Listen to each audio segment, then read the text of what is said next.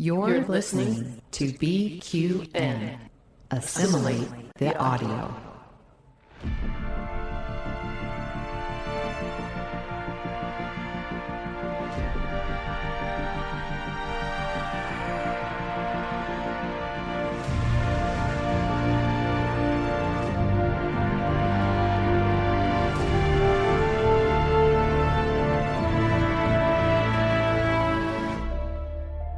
Good morning, I'm Chrissie De Clerck-Szilagyi. And I'm Jason Szilagyi with today's Caffeinated History with the Szilagyis on the BQN Podcast Collective. Before we jump into our topic for the day, we'd like to take a moment to thank our BQN Patreon patrons who make this show possible.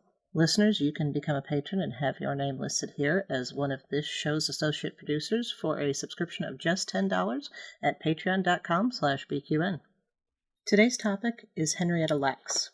There are few things that can be said with absolute certainty, but I can say that anyone listening to this has benefited from the HeLa line of cells. These have been used to develop treatments and vaccines for over 70 years. It was the first line of human cells that would self-replicate in the lab and were incredibly responsive in research.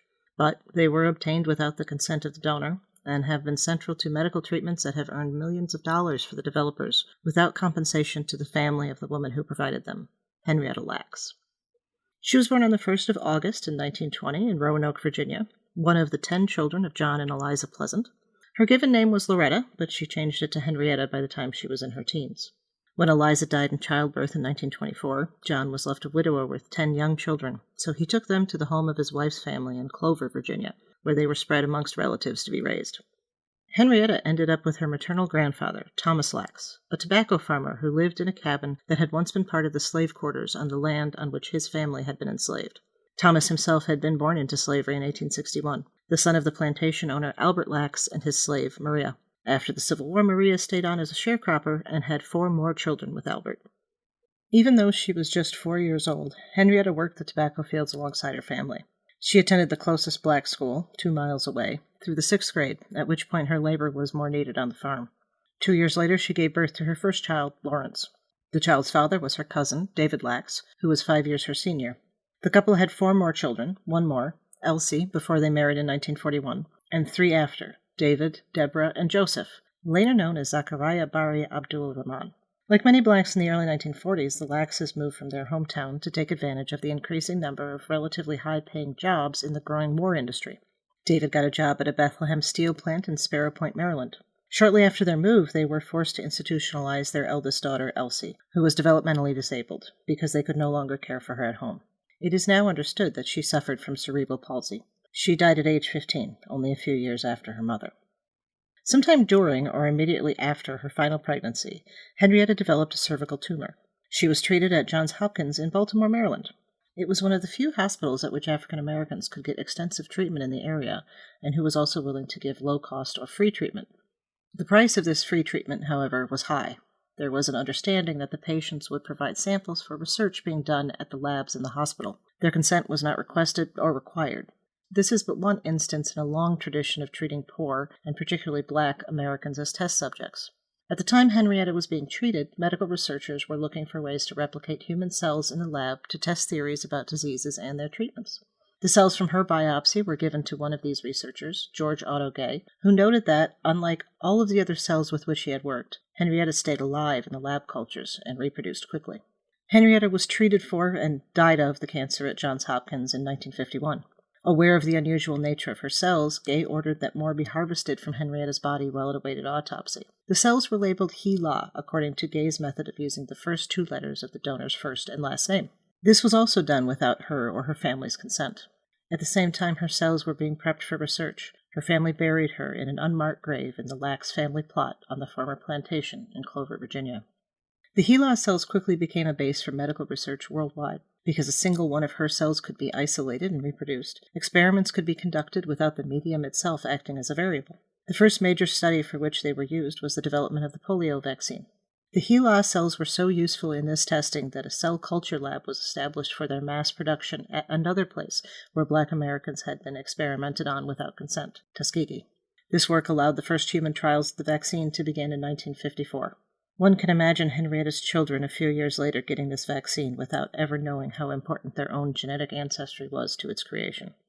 The cells have been used in many different areas of research since their introduction in 1951, including the study of various types of cancer and viruses, the mapping of the human genome, and the effects of zero gravity on human tissue. They were especially useful for developing a vaccine against the virus that caused the cancer which killed Henrietta Lacks, the human papillomavirus, or HPV.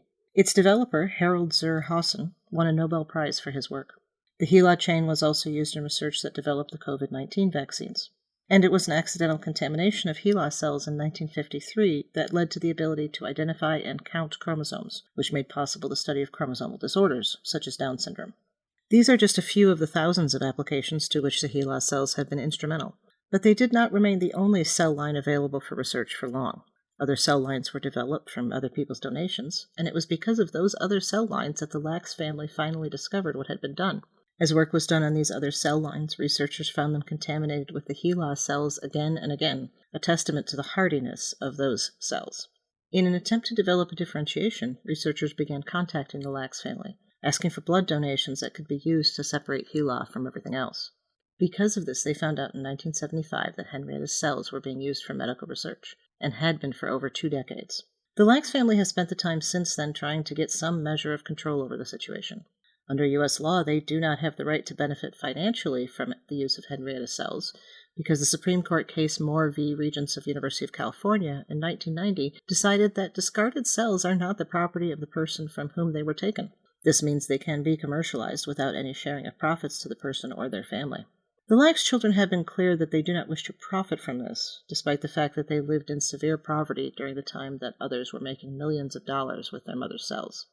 The Moore case, added to the publicity around the use of Lacks cells, led to the adoption of the Common Rule in 1991, which requires that donors be informed if their tissue is to be used for research, and that the anonymity of any donor be maintained. The Lacks family has been somewhat successful in keeping their own genetic information private, something which became an issue when the full genome of the HeLa cells was published as part of the Human Genome Project. The family is now included in the decision-making about who has future access to this genetic sequence from the National Institute of Health, but there is no way to control access to what has already become available. The family has sued some of the companies which profited greatly from the use of Henrietta cells, and in July 2023, one of these suits, against Thermo Fisher Scientific, was settled for an undisclosed amount. Their story has become well known since the 2010 publication of Rebecca Skloot's biography of Henrietta and her cells, The Immortal Life of Henrietta Lacks, and the 2017 movie based on it. Thank you for listening. We'd also like to thank our History with the Szilagys Patreon patrons, Ed Chenevere, Laura Dell, Chris Hill, and Susan Capuzzi-De Clerck. Their contributions help us to have the time to research and write what you're hearing. You can help us just like they do with a monthly subscription at patreon.com/historywiththeszilagys. Also, thank you to Mark White for the awesome show art and Zach Tripp for the wonderful closing music. Please subscribe in your favorite podcast player, and don't forget to rate and review us there as well. And while you're at it, check out the rest of the great shows on the BQN Collective. We'd love to hear what you think. If you'd like to reach out, you can find our network on Twitter at BQN Podcasts, and this podcast in particular at History Szilagyi. You can also talk about any and all of BQN podcasts in our Facebook group, the BQN Collective. And last but not least, you can find me on the website formerly known as Twitter at the Goddess Livia. That's TheGoddessLivia. And me at Jason Dark Elf. We'd love to hear topic suggestions. What would you like to learn on Caffeinated History?